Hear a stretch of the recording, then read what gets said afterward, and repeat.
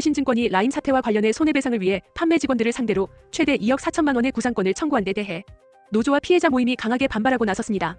금융권에서 회사 지침에 따라 판매한 상품에 대해 직원 구상권을 청구한 사례는 전례가 없다는 점에서 대신증권의 행보는 역사상 초유의 책임 전가라는 비판을 받고 있습니다.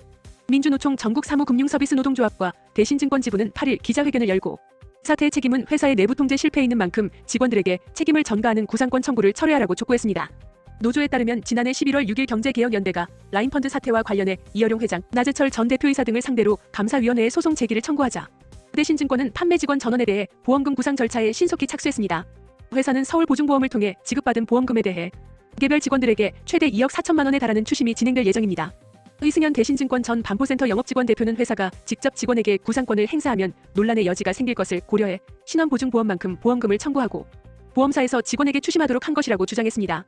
이어서 신원보증보험은 임원은 가입되어 있지 않고 직원들만 가입되어 있어 라임펀드와 관련된 모든 임원들을 배제하고 직원에게만 책임을 물을 수 있는 가장 편안한 방법을 택한 것이라고 덧붙였습니다. 직원들은 이미 오랜 기간 고객항해 형사소송, 정직 등으로 막대한 피해를 입었다고 호소했습니다.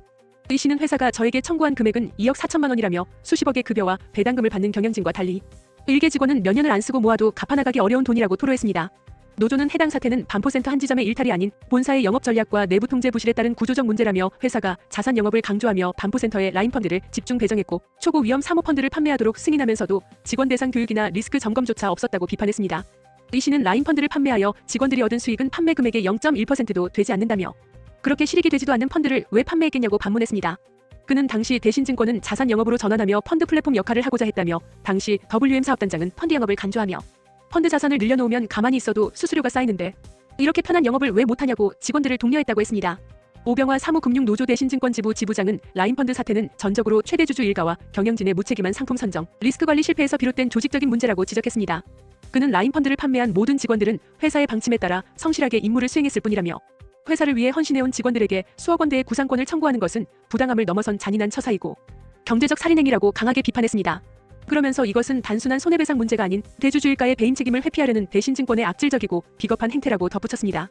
정구집 라임펀드 피해자 모임 대표는 대신증권 라임 사태의 결정적 책임은 양홍석 부회장에게 있다고 주장했습니다. 그는 펀드 판매만을 목적으로 펀드 전문 반포센터를 세운 자가 바로 양홍석 부회장이라며 장영준 센터장을 임명하고 지휘한 자는 고객이나 일선 직원들이 아니라 바로 양홍석이라고 지적했습니다.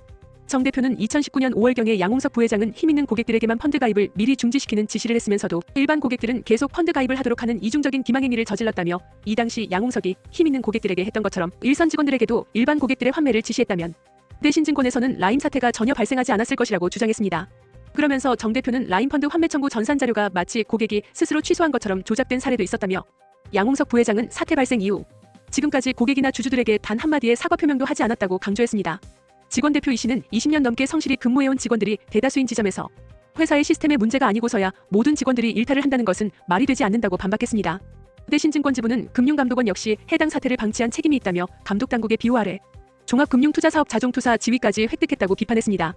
이에 대해 대신증권 관계자는 알파경제의 대신증권은 라임펀드에서 발생한 고객 피해를 보상하기 위해 약 1,068억 원의 배상금을 지급했다며 이번 신원보증보험 청구는 회사 배상금액의 1.7%에 불과한 직원에게 책임을 떠넘기려는 의도가 아닌 최소한의 책임을 공유하기 위한 조치라고 설명했습니다.